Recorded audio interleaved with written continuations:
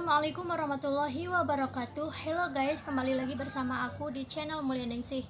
Nah, di vlog kali ini aku akan membahas materi tentang Al-Quran. Nah, pokoknya di sini aku akan membahas tentang Al-Quran dah ya, apa itu Al-Quran.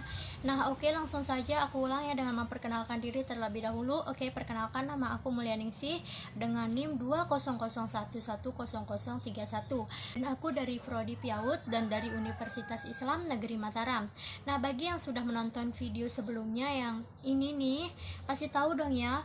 Oke, tidak usah berlama-lama agar kalian tidak mudah bosan dengan vlog aku karena isinya tuh materi semua. Oke, langsung saja ke materi.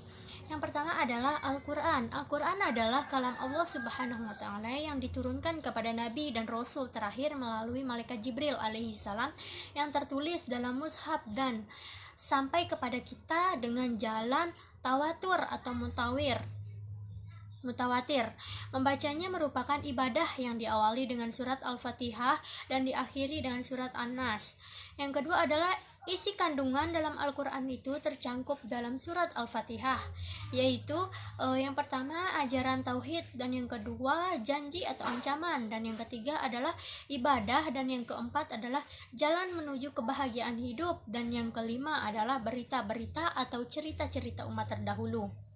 Materi selanjutnya adalah kegunaan dan fungsi Al-Quran. Di antaranya adalah yang pertama petunjuk bagi seluruh umat manusia, yang kedua adalah sumber pokok ajaran Islam, dan yang ketiga adalah bukti kebenaran Nabi Muhammad SAW,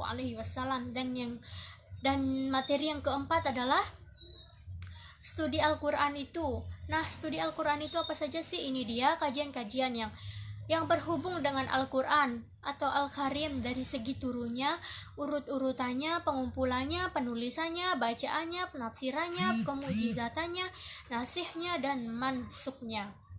Penolakan hal-hal dapat menimbulkan keraguan terhadapnya, dan sebagainya. Materi kelima adalah studi Al-Quran atau ilmu Al-Quran sebagai sebuah disiplin ilmu tak lahir secara sekaligus, namun melalui proses dan tahapan. Pada masa Rasulullah SAW dan 4 khalifahnya, studi Al-Quran disampaikan secara lisan atau dengan cara periwayatan. Pada abad kedua Hijriyah, studi Al-Quran mengalami perkembangan, yaitu mulai dibukukan bersama hadis.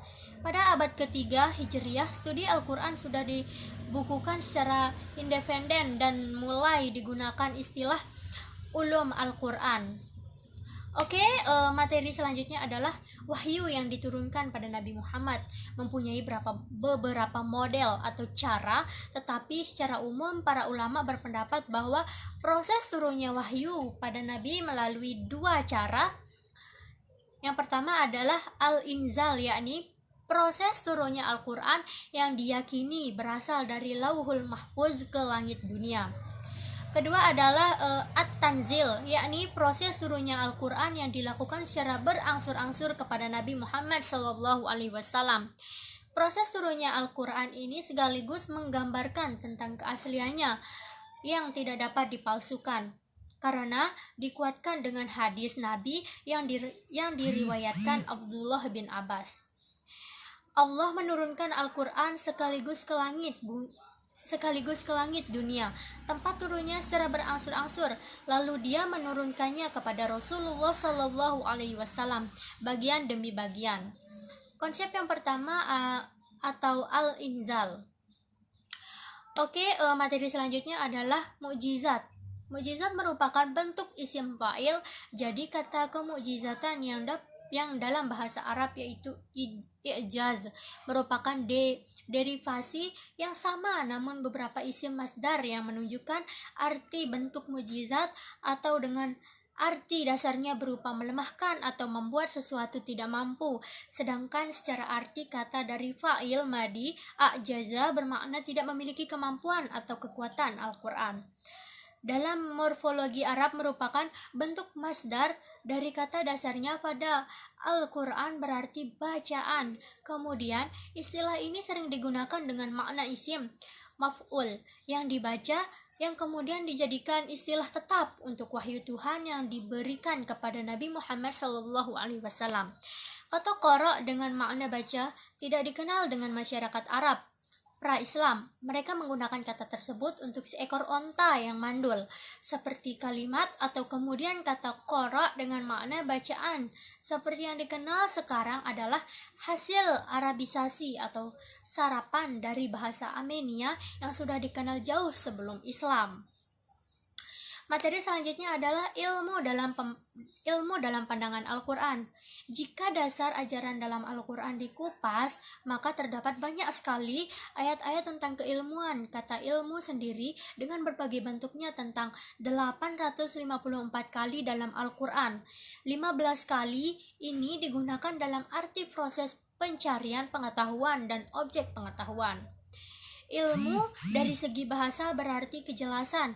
Karena itu, segala yang terbentuk dari akar katanya mempunyai ciri kejelasan.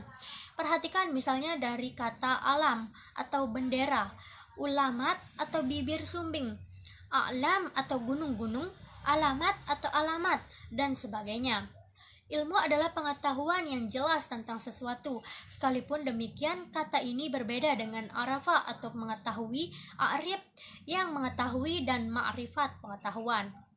Allah Subhanahu wa taala tidak dinamakan a'rif tetapi a'lim yang berkata kerja, ya'lam atau dia mengetahui, dan biasanya Al-Quran menggunakannya untuk Allah dalam hal-hal diketahuinya walaupun gaib, tersembunyi ataupun dirahasiakan. Dalam pendapat Al-Quran, ilmu adalah keistimewaan yang menjadikan manusia unggul terhadap makhluk-makhluk lain guna menjalankan fungsi kekhalifahan. Ini tercermin dari kisah kejadian manusia pertama yang dijelaskan Al-Quran pada Quran Surat Al-Baqarah ayat 2, ayat 31 dan ayat 32. Dan dia mengajarkan kepada Adam nama-nama atau benda-benda seluruhnya, kemudian dia mengetahui, dan biasanya Al-Quran menggunakannya untuk Allah dalam hal-hal diketahuinya. Al-Quran, pandangan Al-Quran, ilmu adalah keistimewaan yang menjadikan manusia unggul makhluk lain guna menjalankan fungsi kekhalifahan. Ini mencerminkan dari kisah kejadian manusia pertama. Oke, materi selanjutnya adalah kandungan dalam ilmu pengetahuan Al-Quran. Al-Quran merupakan kitab suci umat Islam yang menjadi salah satu mukjizat Nabi Muhammad SAW. Para ulama sependapat diantaranya sekian banyak mukjizat yang Allah berikan kepada Nabi Muhammad SAW. Yang terbesar adalah Al-Quran. Al-Quran adalah kitab suci penyempurna. Kitab-kitab suci para nabi sebelumnya. Al-Quran bukan hanya petunjuk untuk mencapai kebahagiaan hidup bagi umat muslim, tapi juga seluruh umat manusia. Bukti otentisitas ini adalah banyak penghafal Al-Quran yang terus lahir ke dunia dan pengkajian ilmiah terhadap ayat-ayat yang tak pernah berhenti. Kajiannya, meskipun Al-Quran diturunkan 14 abad lalu, namun ayat-ayatnya banyak yang menjelaskan tentang masa depan dan bersifat ilmiah.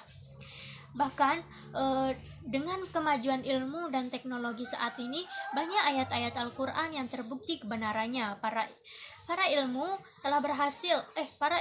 telah berhasil membuktikan kebenaran itu melalui sejumlah eksperimen peneliti ilmiah. Oke, materi selanjutnya adalah pengertian asbab an-nuzul. Menurut para ahli beda-beda pendapat pengertian asbab an-nuzul ini. Yang menurut para ahli pertama adalah Az-Zarani. Asbab an-nuzul adalah hal khusus atau sesuatu yang terjadi serta hubungan dengan turunnya ayat Al-Quran yang berfungsi sebagai penjelas hukum pada saat peristiwa itu terjadi. Menurut para ahli yang kedua adalah As-Sabuni. Asbab an-nuzul adalah peristiwa atau kejadian yang menyebabkan turunnya suatu ayat atau beberapa ayat mulai yang berhubungan dengan peristiwa atau kejadian tersebut, baik berupa pertanyaan yang diajukan kepada Nabi atau kejadian yang berkaitan dengan urusan agama. Yang ketiga adalah menurut Subki Soleh, asbab nuzul adalah suatu yang menjadi sebab turunnya suatu atau beberapa ayat Al-Quran yang terkandung menyiratkan suatu peristiwa sebagai respon atasnya atau penjelasan terhadap hukum-hukum ketika peristiwa itu terjadi. Menurut yang keempat adalah mana al-Qur'an. Asbab an-nuzul adalah peristiwa-peristiwa yang menyebabkan turunnya Al-Quran berkenan dengan waktu peristiwa itu terjadi, baik berupa kejadian atau pertanyaan yang diajukan kepada Nabi. Cara mengetahui riwayat asbab nuzul adalah peristiwa sejarah yang terjadi pada zaman Rasulullah SAW. Oleh karena itu tidak boleh ada cara lain untuk mengetahuinya selain berdasarkan periwayatannya atau penstramisian yang benar atau naqas solih dari orang-orang yang melihat dan mendengar langsung tentang turunnya ayat Al-Quran. Dengan demikian, seperti halnya periwayatan pada umumnya, diperlukan kehati-hatian dalam menerima riwayat yang berkaitan dengan asbab an-nuzul. Untuk itu, dalam kitab asbab an-nuzulnya, Al-Waidi menyatakan yang artinya pembicara asbab an-nuzul tidak dibenarkan kecuali dengan berdasarkan riwayat dan mendengar dari mereka yang secara langsung menyaksikan peristiwa nuzul dan bersungguh-sungguh dalam mencarinya. Oke, selanjutnya adalah fungsinya. Beberapa fungsi asbab nuzul adalah: yang pertama, dapat memahami makna di balik disyaratkannya suatu hukum, yakni suatu kemaslahatan umat menjadi poin penting yang terkandung dalam syariat Islam, seperti larangan minum arak secara bertahap dengan setting peristiwa yang berbeda. Yang kedua adalah asbab nuzul dapat membantu mufasir dalam menggali makna yang tersirat dari ayat-ayat Al-Quran, terutama ayat yang bersifat mujmal dan mutajhihat, mempertegas Al-Quran sebagai rujukan dan acuan manusia dalam bentuk kedudukan di sekitarnya. Dan yang ketiga adalah mengasahkan bahwa kandungan atau ajaran Al-Quran tidak akan usang ditelan zaman. Al-Quran akan selalu hidup dan dapat diterapkan sepanjang waktu dengan tetap mengacu pada ide moral Al-Quran. Dan yang keempat adalah mengkaji asbabun nuzul dapat menjadikan seorang dengan mudah menghafal serta memahami pola turunnya ayat Al-Quran, baik dari segi sebab turunnya suatu ayat yang meliputi hubungan hukum dengan waktu dan tempat peristiwa itu berlangsung, sehingga kita mampu menempatkan pemahaman yang utuh terhadap ayat Al-Quran. Oke, cukup sampai di sini dulu vlog aku kali ini. Jangan lupa kalian like, komen di bawah, dan subscribe dan nyalakan loncengnya agar kalian tidak ketinggalan video-video selanjutnya dari aku. Wallahul muwaffiq ila aqwamit thoriq. Wassalamualaikum warahmatullahi wabarakatuh. Bye bye.